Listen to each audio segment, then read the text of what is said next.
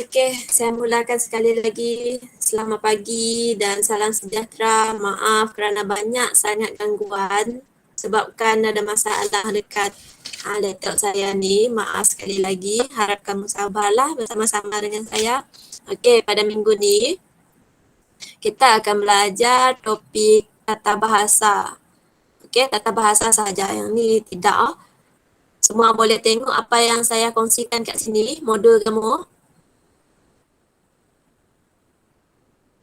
Boleh nampak modul yang saya share dekat skrin ni kan? Boleh tak?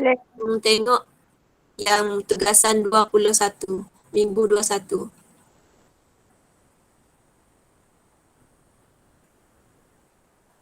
Yang ni, ada nampak tugasan minggu ke-21 yang saya share sekarang? Boleh nampak tak? Boleh. Kelas. Dah nampak tak yang saya share sini? Saya takut nanti saya tak tahu apa yang saya share ni nampak ke tidak. Nampak. Boleh nampak tak? Boleh. Boleh?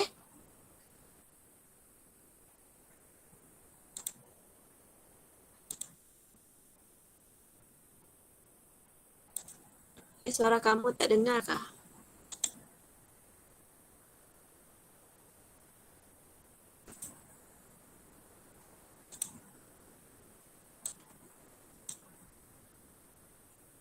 Boleh nampak tak? Boleh. Okey. Tema minggu ini adalah ekonomi dan pengurusan kewangan.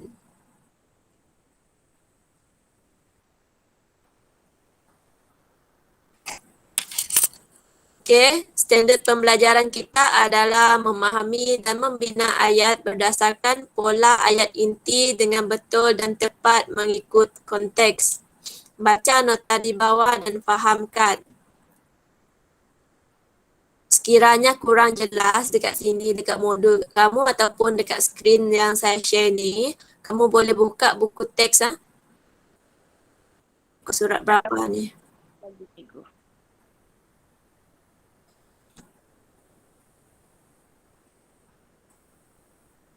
Buku surat 102.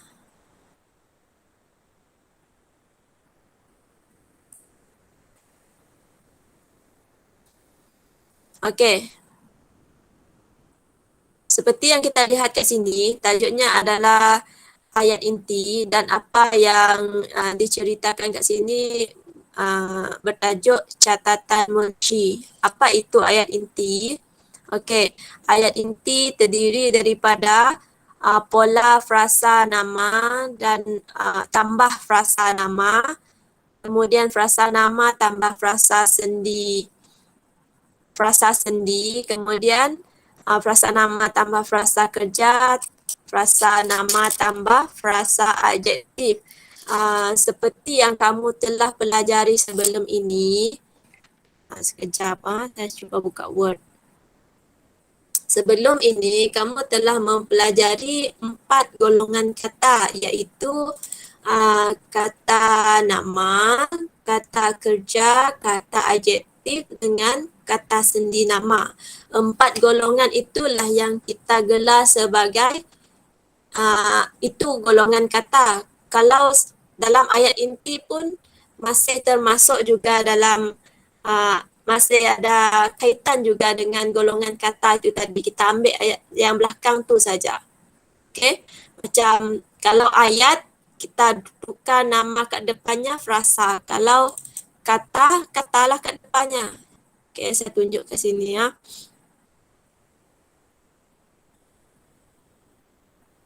Okey.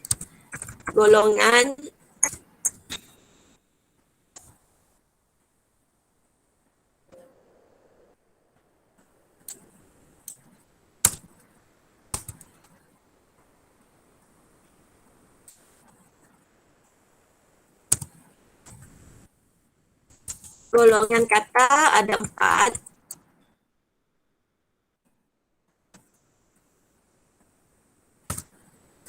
Iaitu kata nama, 2 kata kerja, 3 kata adjektif, kemudian kita ada kata sendi nama.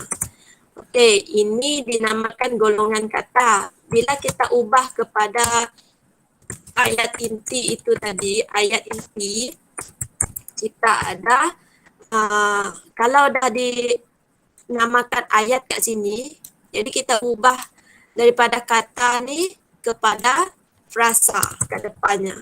Jadi kita ada 4 frasa, tambah frasa nama tambah frasa nama. Yang kedua frasa nama,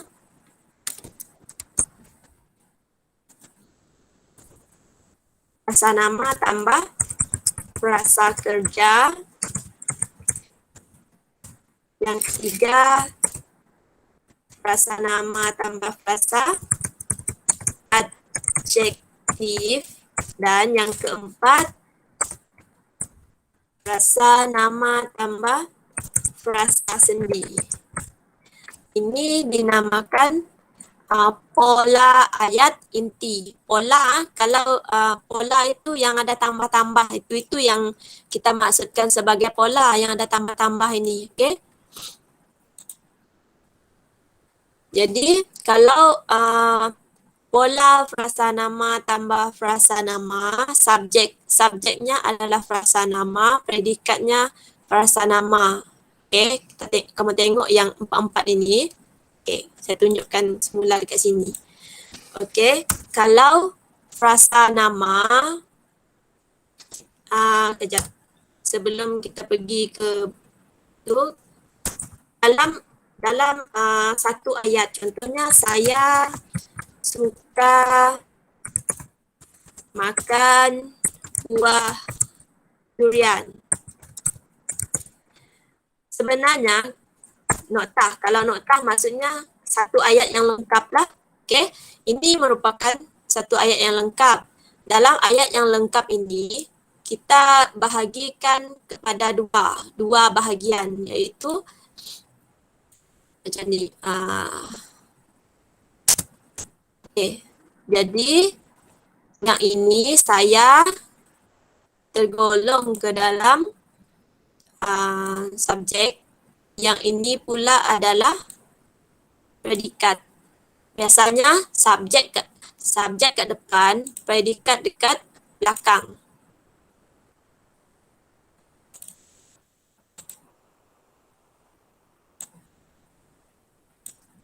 Okey.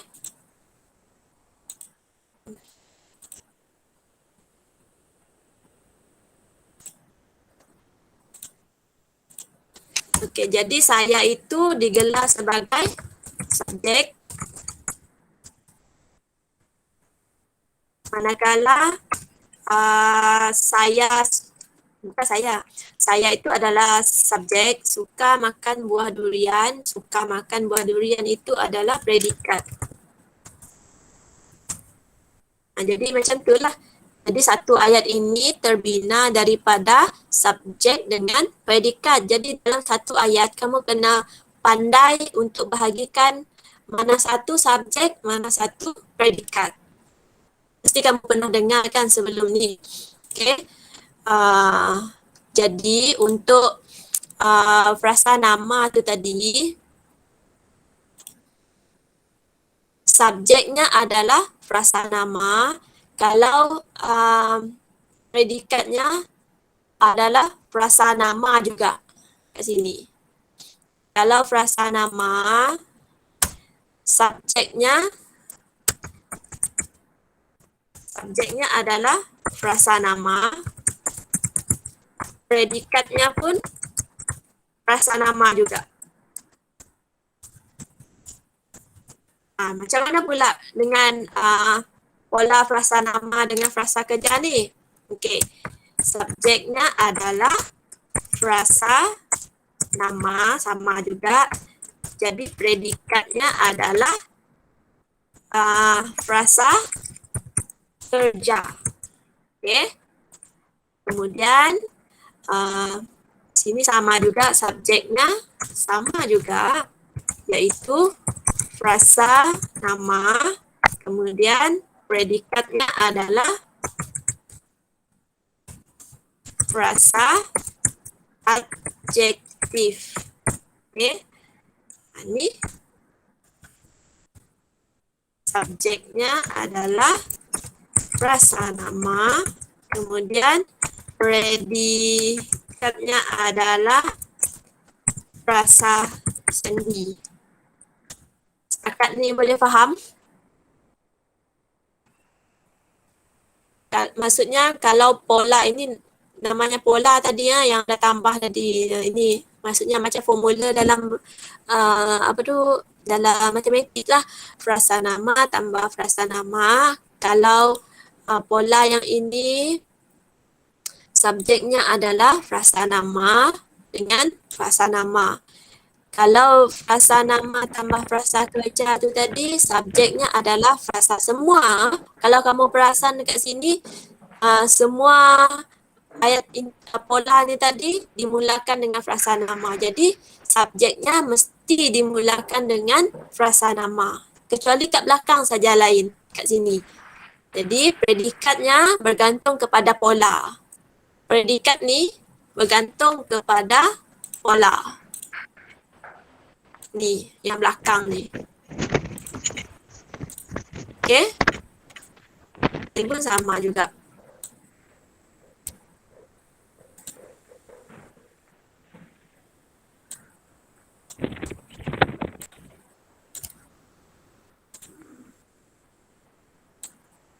Jadi bezanya adalah dekat predikat. Okey, kita tengok pula dekat petikan ini. Ayat inti dikenal juga sebagai ayat dasar kerana menjadi dasar untuk pembinaan ayat-ayat lain. Ataupun ayat inti disebut juga sebagai ayat tunggal kerana mengandungi satu subjek dan satu predikat. Maksudnya ayat inti ini juga boleh dikenal pasti sebagai ayat dasar ataupun ayat tunggal juga. Ayat inti ini maksudnya ayat dasar ataupun ayat tunggal. Kerana apa digelar sebagai ayat dasar ataupun ayat tunggal? Sebabnya mereka hanya mempunyai satu subjek dan tambah satu predikat. Okay, itu sebabnya. Ayat inti sama dengan ayat dasar ataupun ayat tunggal sebabnya adalah mempunyai satu subjek dan satu predikat. Okey. Ayat apa, bagaimana binaannya? Keadaan stabil melalui pemeriksaan X-ray. Ini kamu bacalah dialog ini. Ayat keadaannya stabil ialah ayat inti. Subjek ayat ini iaitu keadaannya ialah frasa nama. Predikatnya pula stabil ialah frasa adjektif. Stabil. Kita tengok semula apa maksud adjektif. Adjektif itu adalah semua kata sifat. Okey, termasuk dalam adjektif. Contohnya perasaan, perasaan suka, perasaan benci, ataupun tergolong dalam tu dalam adjektif. Keadaannya stabil. Jadi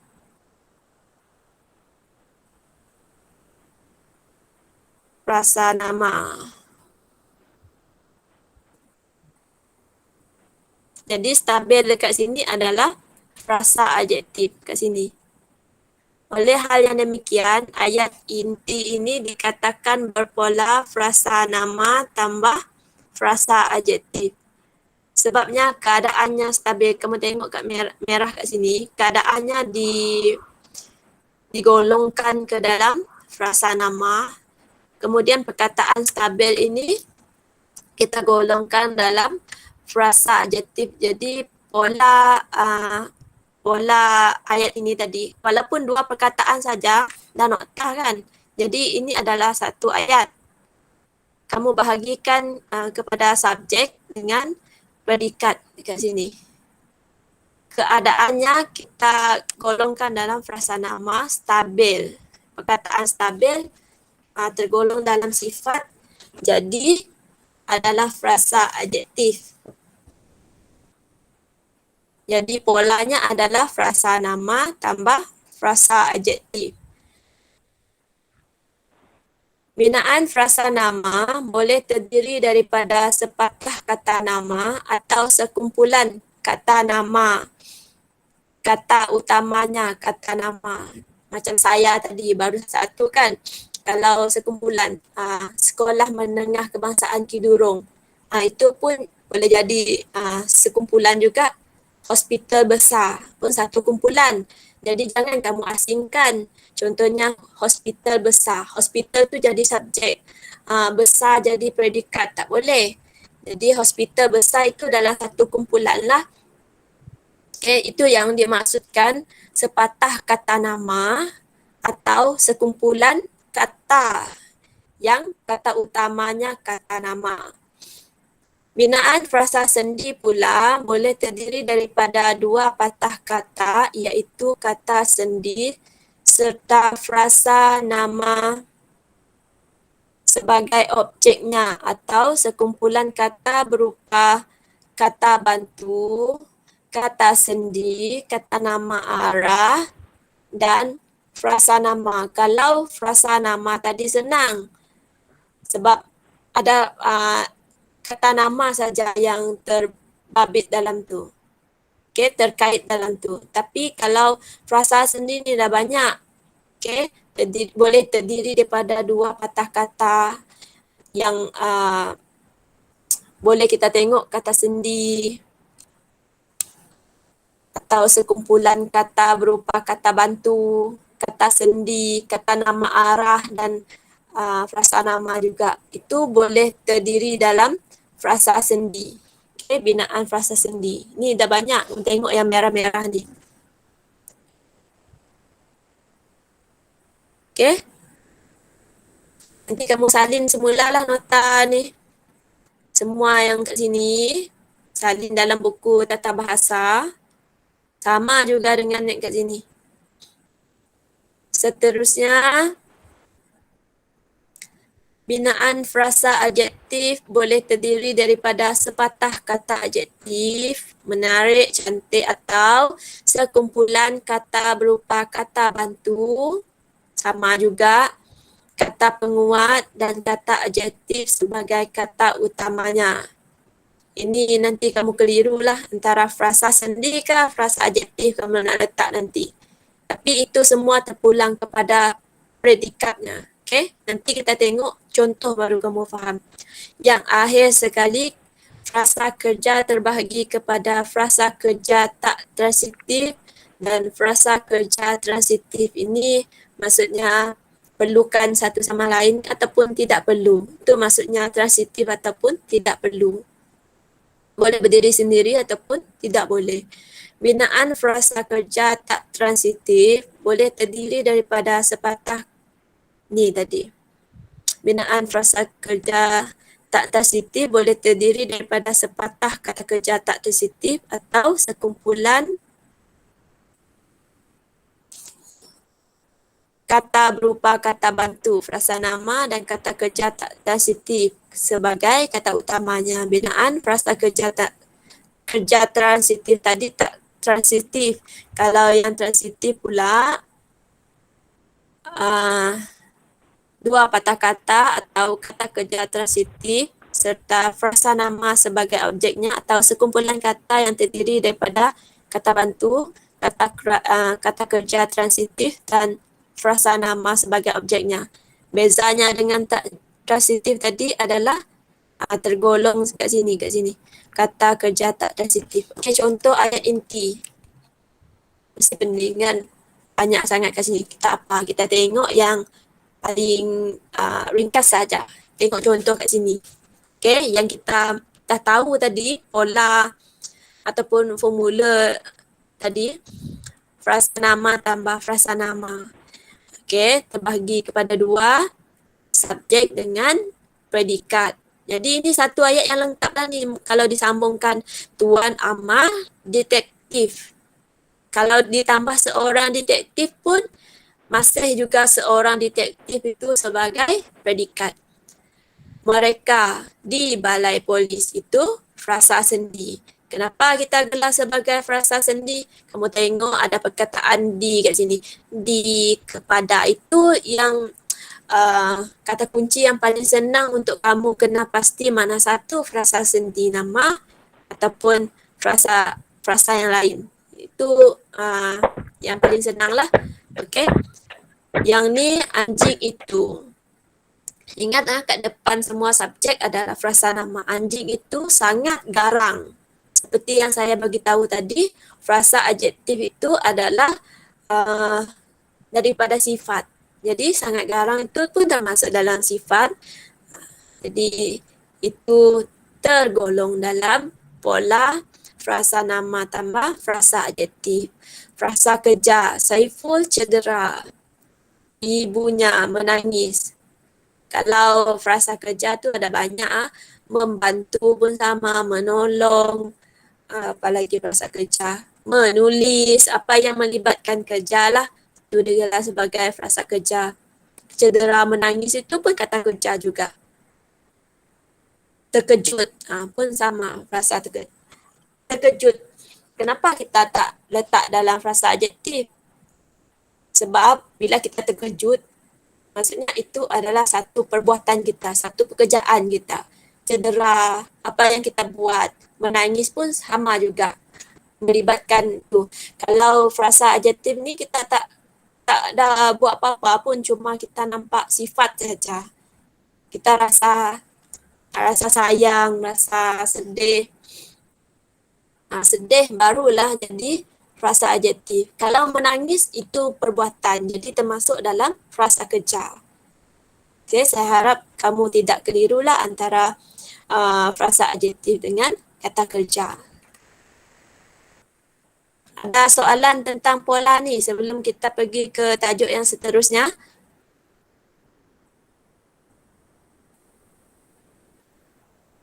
Ada soalan tak?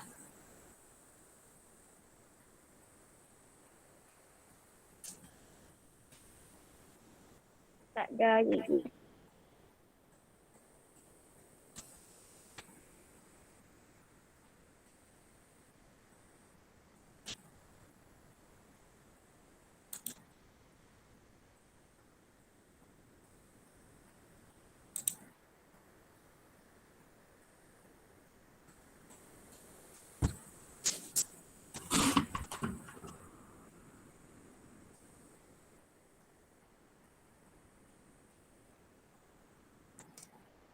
Okey, aktiviti yang kedua, baca petikan di bawah. Selepas itu anda dikehendaki mengenal pasti pola ayat dasar yang terdapat di dalam petikan.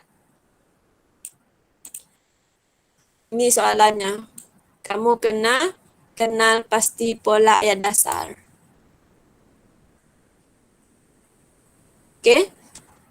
Kita dah belajar tadi pola ayat dasar. Jadi sekarang kamu tengok petikan ini. Tengok satu ayat, kemudian kamu bahagikan kepada subjek dengan predikat. Kemudian kamu kena kenal pasti. Bila dah bahagikan subjek dengan predikat itu tadi, maka kamu dapat kenal pasti itu pola frasa nama tambah frasa nama atau frasa nama tambah frasa kerja. Okay, tengok kat sini. Contoh, Nazran ialah pengerusi kelab pengguna sekolahnya. Nazran itu adalah subjek. Kemudian kat belakang ini adalah predikat. Macam mana nak kena pasti kat belakang ni predikat itu adalah frasa nama ataupun frasa kerja. Tengok kat sini. Pengerusi kelab pengguna sekolahnya. Pengerusi kelab pengguna itu adalah kata nama ataupun kata adjektif.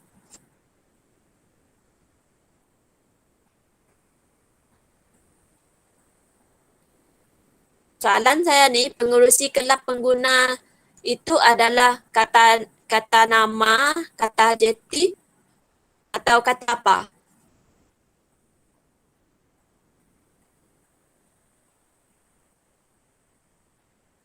Tahu tak pengerusi kelab pengguna tu apa? Kalau tak tahu, tengok kat depan ni, dekat depan apa tu, huruf kat depan tu kan huruf besar semua. Sekolah dah tentu-tentu dah kata nama. Pengerusi kelab pengguna ni depannya adalah huruf besar. Jadi ini adalah kata nama. Jadi pola untuk ayat yang pertama ini adalah frasa nama tambah frasa nama. Untuk ayat inilah, untuk ayat Nazran ialah pengerusi kelab pengguna sekolahnya. Tengok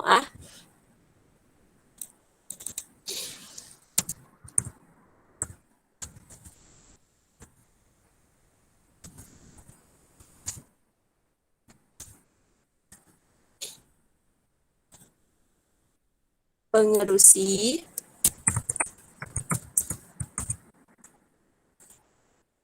kelab pengguna.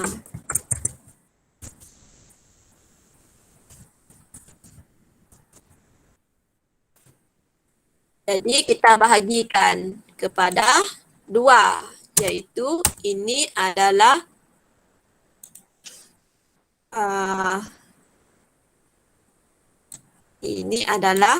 subjek, kemudian yang merah ialah predikat. Senanglah macam tu. Kita tanda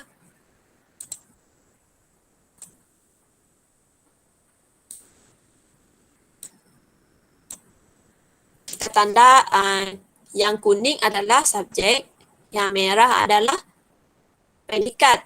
Jadi Nazran adalah subjek, ialah pengerusi kelab pengguna sekolahnya adalah predikat. Jadi pola kepada ayat ini adalah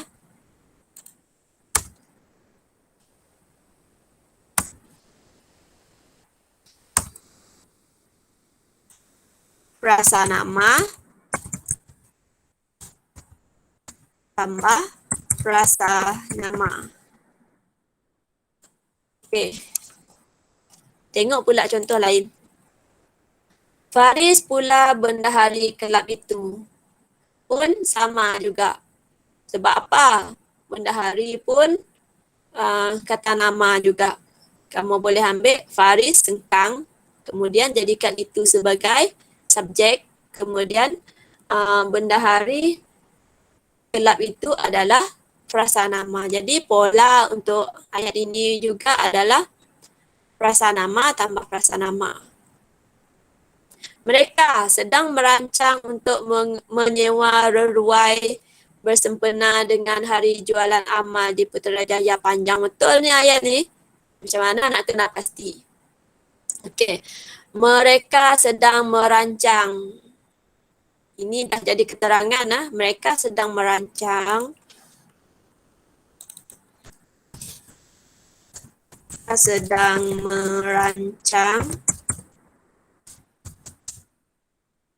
Merancang apa tadi? Merancang untuk menyewa reruai.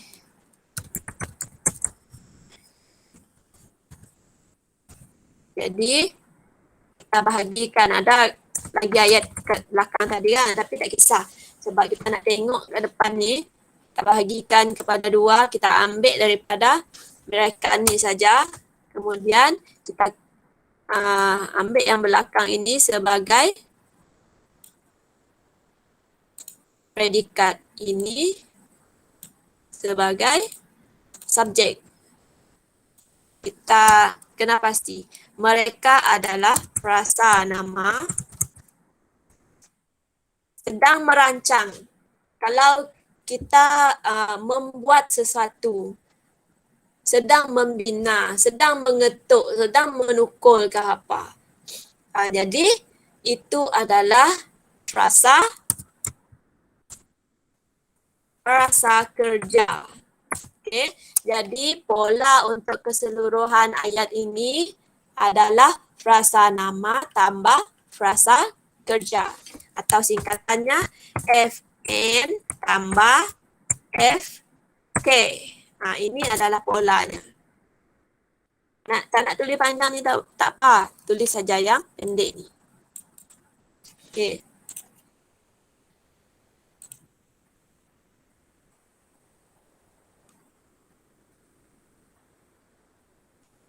Ini adalah muka surat 102 tadi. Saya dah bagi contoh, 3 dah contoh frasa nama dan frasa kerja kat sini. Ada banyak lagi kat sini. Tapi saya bagi satu lagi lah. Kita cari. Mana tahu ada frasa sendi.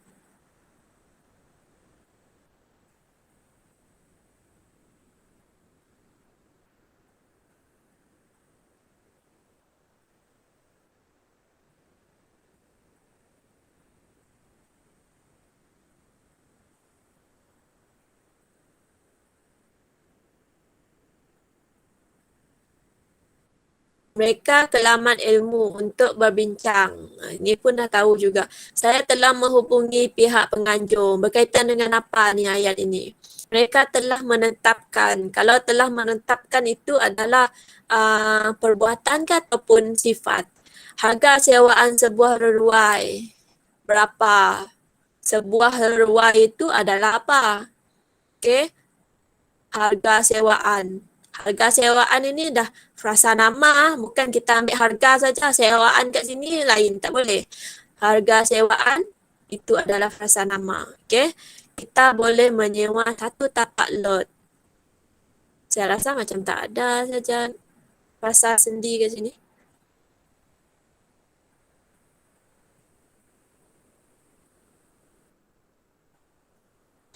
Okey, tak apa. Nanti kamu lengkapkan kat sini. Ada juga contoh diberikan dalam modul ini. Okey. Aktiviti yang kedua tadi yang disuruh kamu kena pasti daripada petikan itu tadi. Kat sini ada contoh juga. Nazran. Ni contoh yang saya bagi tadi lah. Sama macam kat modul. Jadi ada 5 kat sini. Kamu kena pasti 5 sahaja. Kamu tulis sama macam ni, frasa nama tambah frasa nama, kemudian subjeknya apa dengan predikatnya apa. Okey, tengok contoh kat sini. Jadi ini sebagai kerja rumah kamu lah. Saya harap tak ada kamu boleh faham setakat ini tentang pola ini, pola ayat inti tadi. Ada soalan sebelum kita beralih pula kepada ni aktiviti seterusnya? Ada soalan tak tentang latihan ni? Masih kurang jelas ataupun dah faham?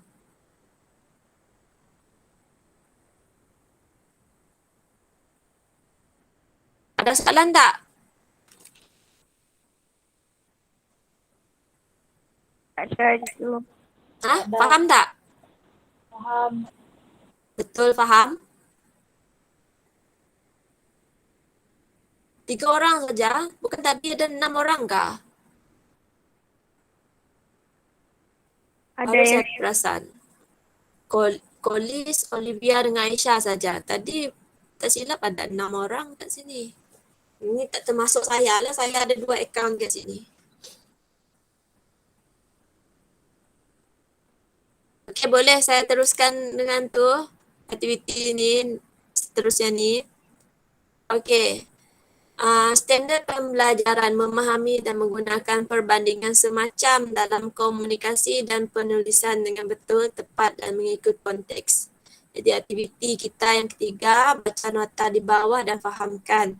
Sekiranya ada persoalan, anda dialu-alukan untuk bertanya kepada saya lah. Perbandingan semacam. Kalau kamu pernah dengar sebelum ni yang ada peribahasa, yang ada bagai apa semua tu, ataupun perbandingan semacam ialah sejenis kiasan yang menunjukkan sifat keadaan seseorang atau benda secara perbandingan yang persamaan lah. Bagai, macam, laksana, macam, seperti, bagai dan laksana. Ingat 4 perkataan ini. 4 perkataan ini bila digunakan maksudnya kamu tengah membuat satu perbandingan semacam. Contohnya, Olivia sangat cantik. Seperti macam Siti Nurhaliza, contohlah. Okey. Apa lagi yo?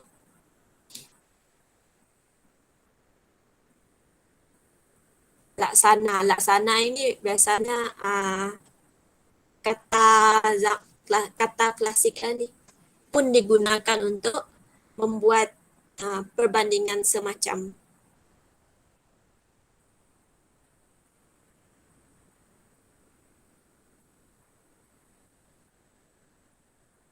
Laksana.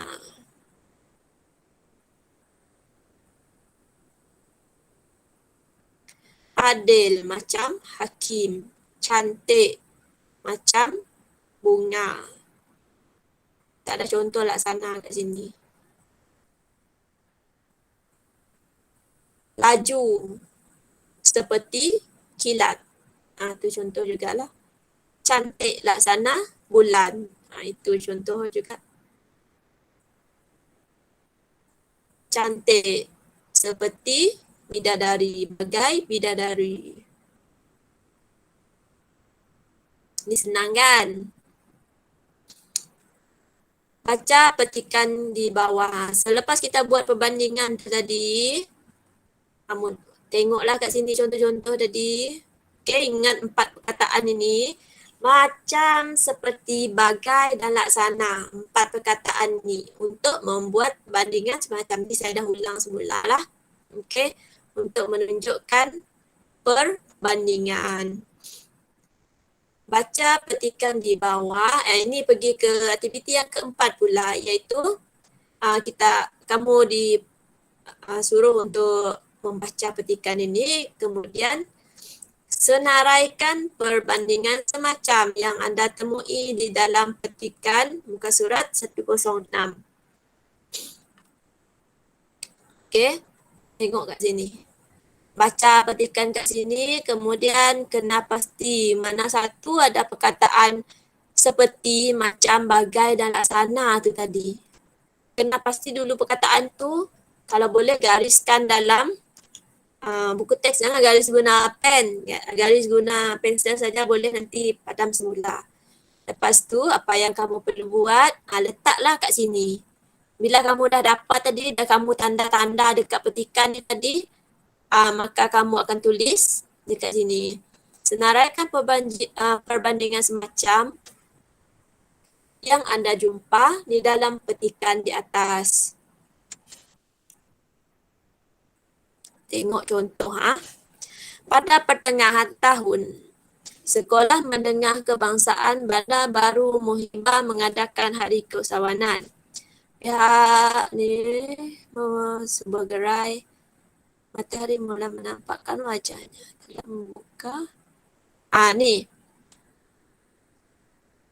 Semua kelab dan persatuan telah membuka gerai jualan seperti gerai air, gerai buah-buahan, gerai gorengan.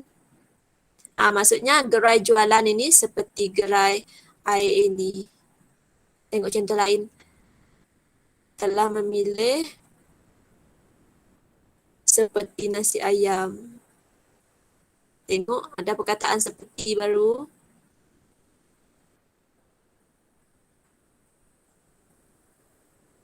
Tak nampak sangat dalam modul ni.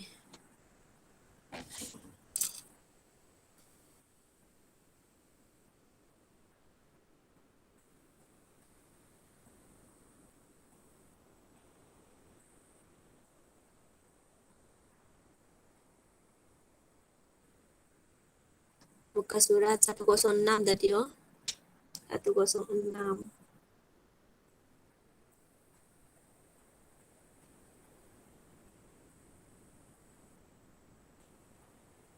Okey.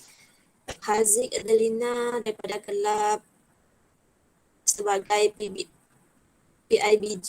Sebagai pun ada juga kat situ. Menagih tugas.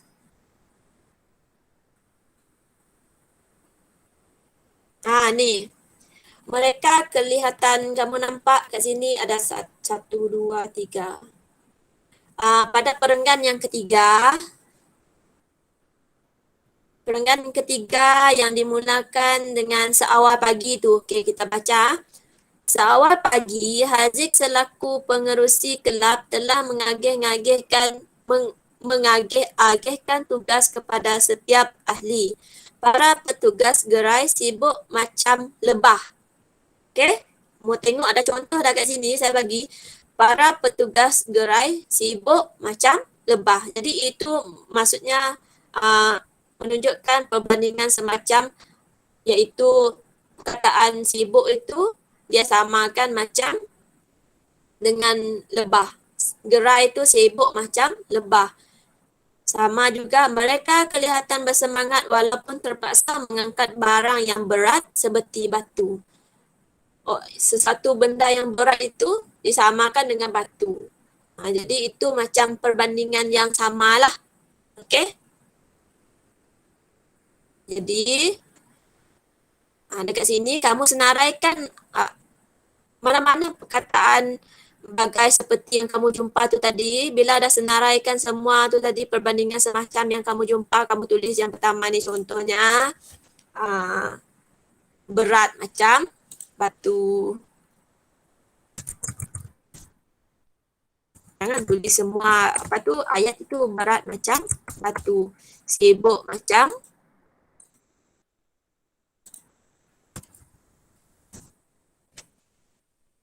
kah guna batu tadi? Seperti batu.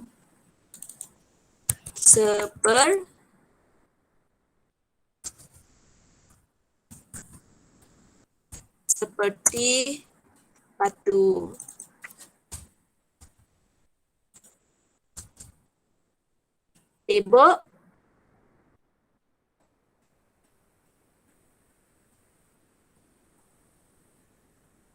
Sibuk macam lebah. Macam. Ini contoh 2 yang saya bagilah. Nanti kamu cari lagi yang lain ni. Okey, ada 3, 4, 5, 6, 7. Bina 5 ayat menggunakan perbandingan semacam seperti jawapan anda di atas. Contohnya, bila kamu dah dapat perbandingan seperti tadi, kamu tak boleh guna semula ayat ini. Kamu kena buat ayat kamu sendiri yang menunjukkan kamu faham penggunaan perkataan perbandingan seperti ini. Ataupun macam. Bila kamu dah dapat perbandingan kat sini tadi, gunakan perkataan yang kamu dapat itu sahaja. Yang perbandingan semacam itu. Seperti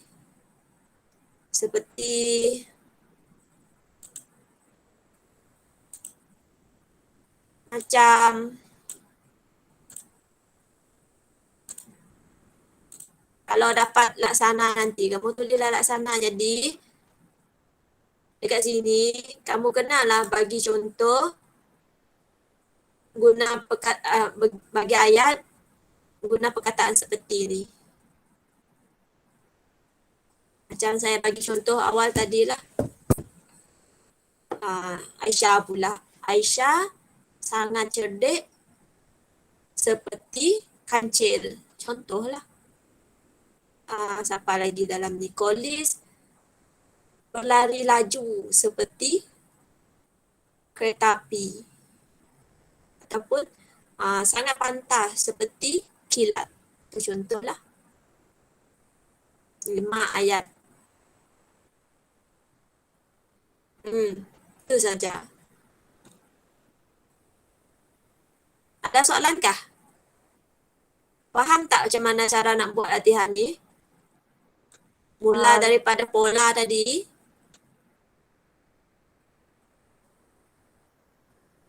Boleh faham? Faham.